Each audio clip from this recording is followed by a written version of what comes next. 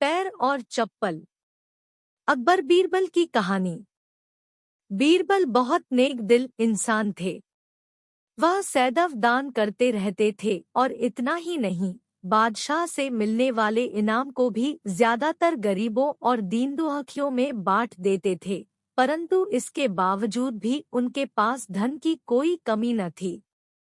दान देने के साथ साथ बीरबल इस बात से भी चौकन्ने रहते थे कि कपटी व्यक्ति उन्हें अपनी दीनता दिखाकर ठग न ले। ऐसे ही अकबर बादशाह ने दरबारियों के साथ मिलकर एक योजना बनाई कि देखें कि सच्चे दीन दुखियों की पहचान बीरबल को हो पाती है या नहीं। बादशाह ने अपने एक सैनिक को वेश बदलवाकर दीनहीन अवस्था में बीरबल के पास भेजा कि अगर वह आर्थिक सहायता के रूप में बीरबल से कुछ ले आएगा तो अकबर की ओर से उसे इनाम मिलेगा। एक दिन जब बीरबल पूजा पाठ करके मंदिर से आ रहे थे तो भेष बदले हुए सैनिक ने बीरबल के सामने आकर कहा, हुजूर दीवान, मैं और मेरे 8 छोटे बच्चे हैं जो 8 दिनों से भूखे हैं। भगवान का कहना है कि भूखों को खाना खिलाना बहुत पुण्य का कार्य है। मुझे आशा है कि आप मुझे कुछ दान देकर अवश्य ही पुण्य कमाएंगे। बीरबल ने उस आदमी को सिर से पांव तक देखा और एक क्षण में ही पहचान लिया कि वह ऐसा नहीं है जैसा वह दिखावा कर रहा है। बीरबल मन ही मन मुस्कराए और बिना कुछ बोले ही उस रास्ते पर चल पड़े जहां से होकर एक नदी पार करनी पड़ती थी। वह व्यक्ति भी बीरबल के पीछे पीछे चलता रहा। बीरबल ने नदी पार करने के लिए जूती उतारकर हाथ में ले ली। उस व्यक्ति ने भी अपने पैर की फटी पुरानी जूती हाथ में लेने का प्रयास किया। बीरबल नदी पार कर कंकरीले मार्ग आते ही 2-4 कदम चलने के बाद ही जूती पहन लेता। बीरबल यह बात भी गौर कर चुके थे कि नदी पार करते समय उसका पैर धुलने के कारण वह व्यक्ति और भी साफ सुथरा, चिकना, मुलायम गोरी चमड़ी का दिखने लगा था, इसलिए वह मुलायम पैरों से कंकरीले मार्ग पर नहीं चल सकता था। दीवान जी, दीन तहीन की पुकार आपने सुनी नहीं? पीछे आ रहे व्यक्ति ने कहा। बीरबल बोले, जो मुझे पापी बनाए मैं उसकी पुकार कैसे सुन सकता हूँ? क्या कहा? क्या आप मेरी सहायता करके पापी बन जाएगी? हाँ, वह इसलिए कि शास्त्रों में लिखा है कि बच्चे का जन्म होने से पहले ही भगवान उसके भोजन का प्रबंध करते हुए उसकी माँ के स्तनों में दूध दे देता है, उसके लिए भोजन की व्यवस्था भी कर देता है।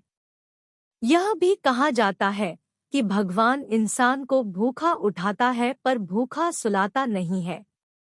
इन सब बातों के बाद भी तुम अपने आप को 8 दिन से भूखा कह रहे हो।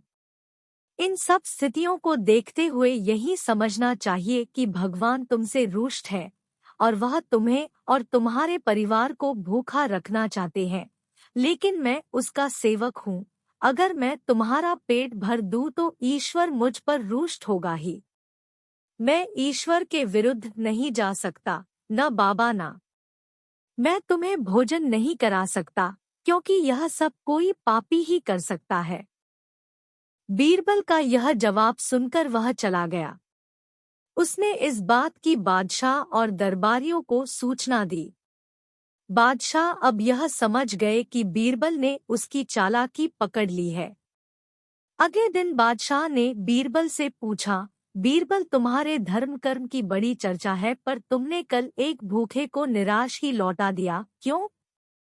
आलमपना, मैंने किसी भूखे को नहीं बल्कि एक ढोंगी को लौटा दिया था और मैं यह बात भी जान गया हूँ कि वह ढोंगी आपके कहने पर मुझे बेवकूफ बनाने आया था।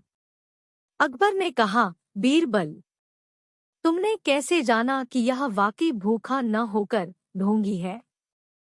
उसके पैरों और पैरों की चप्पल देखकर।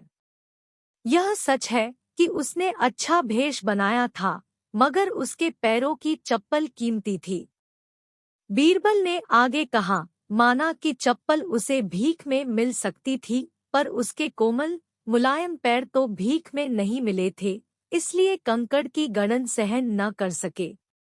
इतना कहकर बीरबल ने बताया कि किस प्रकार उसने उस मनुष्य की परीक्षा लेकर जान लिया कि उसे नंगे पैर चलने की भी आदत नहीं, वह दरिद्र नहीं बल्कि किसी अच्छे कुल का खाता कमाता पुरुष है। बादशाह बोले, क्यों न हो, वह मेरा खास सैनिक है। फिर बहुत प्रसन्न होकर बोले, सचमुच बीरबल, माबदौलत तुमसे बहुत खुश हुए। तुम्हें धोखा देना आसान काम नहीं है। बादशाह के साथ साजिश में शामिल हुए सभी दरबारियों के चेहरे बुझ गए। Thank you for watching. Please like and subscribe.